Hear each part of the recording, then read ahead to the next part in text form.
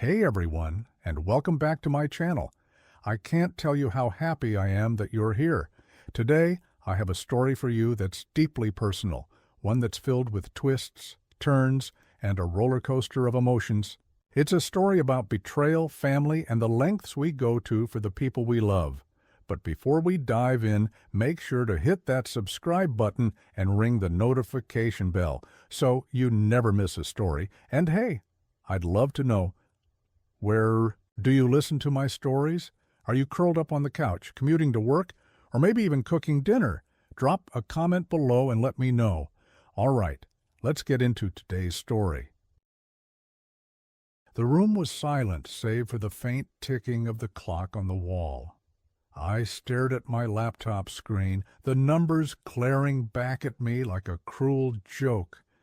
The savings account I had meticulously built over 2 years, $12,000, was gone.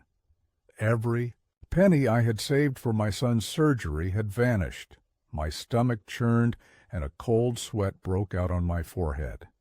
This couldn't be real. It had to be a mistake, but it wasn't.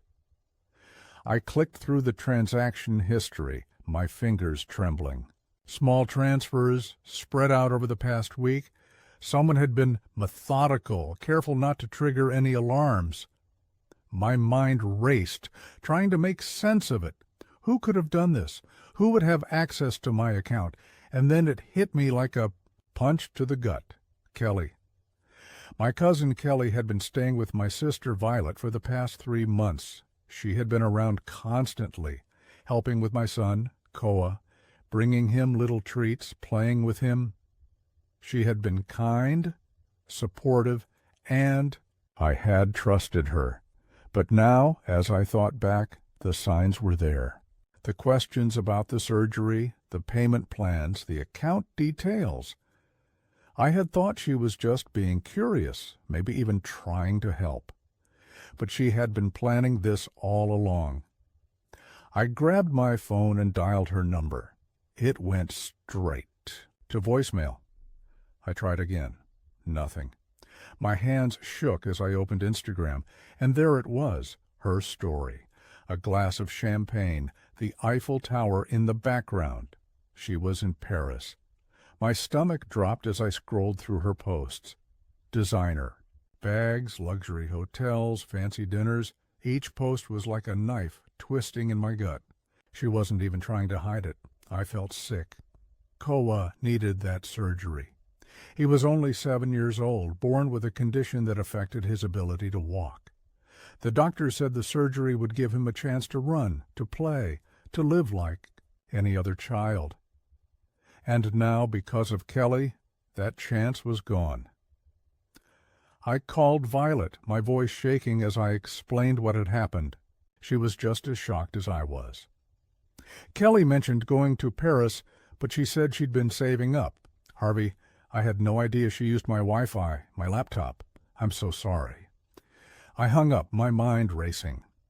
Koa was in the next room playing with the Eiffel Tower keychain Kelly had given him last week.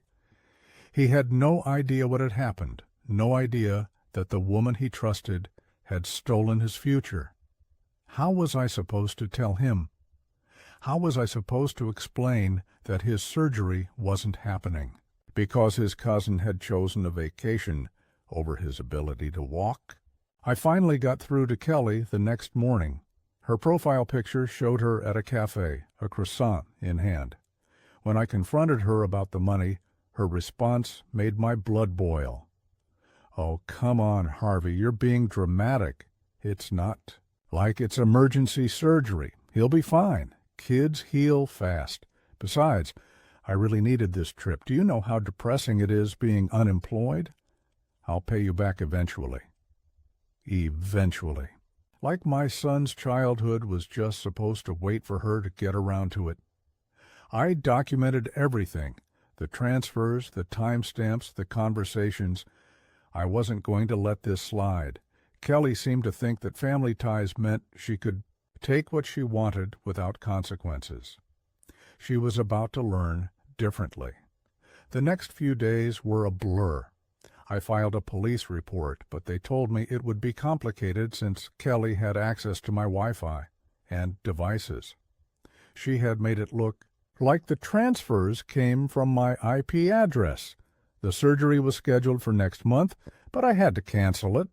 The thought of telling Koa made me sick.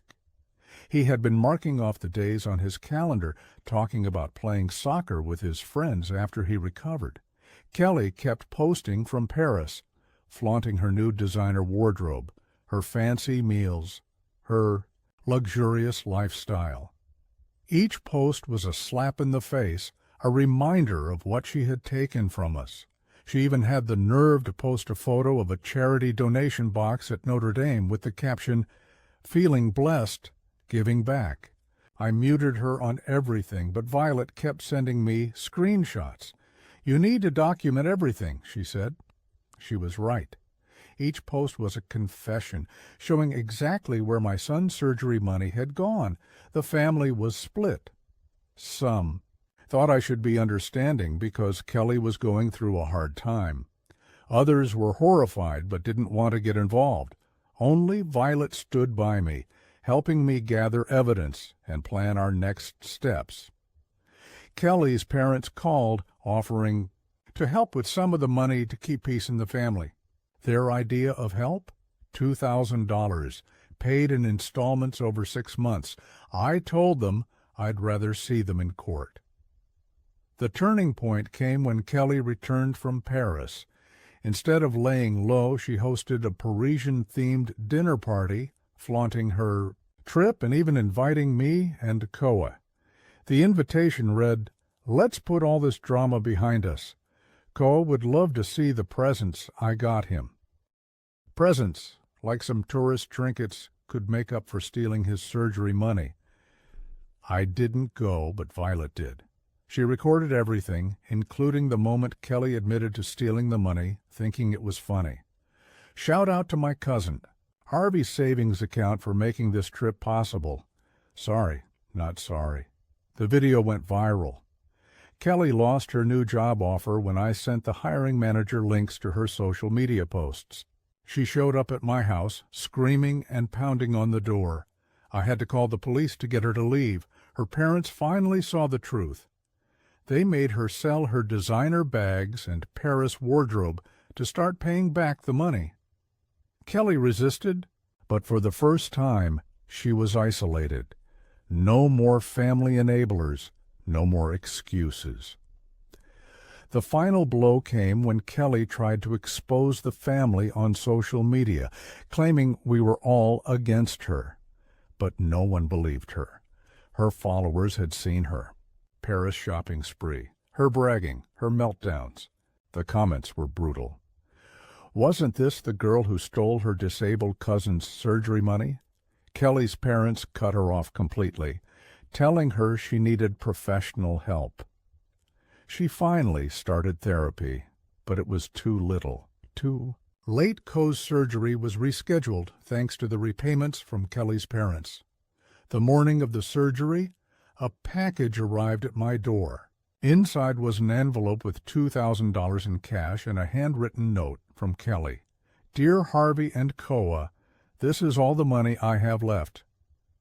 I sold my laptop and some other things. I'm sorry it's not more. I'm sorry for everything. I know sorry isn't enough, but it's all I have right now. I added the money to Ko's recovery fund. He would need physical therapy after the surgery, and every bit helped. As for Kelly, last I heard, she was staying at a youth hostel, applying for jobs under a different name, and finally starting therapy. Her parents were sticking to their boundaries, paying for counseling, but nothing else until she showed real change. Ko's surgery was a success. That morning, he said something that put everything in perspective. "Dad, when I can run, I'm going to run so fast that all the bad stuff can't catch us." Run fast, kid. You've earned it. Sometimes standing up to family is the hardest thing to do, but it's also the most necessary. Thanks for watching. If you enjoyed this story, Don't forget to like, comment, and subscribe for more emotional and suspenseful tales.